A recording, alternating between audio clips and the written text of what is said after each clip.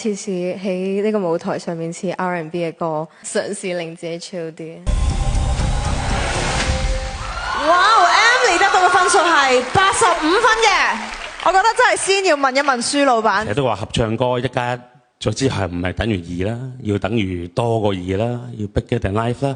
雖然話係小品，其實小品都仍然有一個起承轉合喺度嘅，因為佢個 bridge 嗰度特別最 groovy，由借住嗰度開始用力，去再 build up 第3個 chorus，就會更加好咯。你中間咁多和音，你做咩後邊嗰2粒音係唔係和嘅咧？咁你後邊嗰2隻音和，跟住後邊嗰2句都和埋，咁你咪有高潮咯。咁舒文就唔會投訴你啦。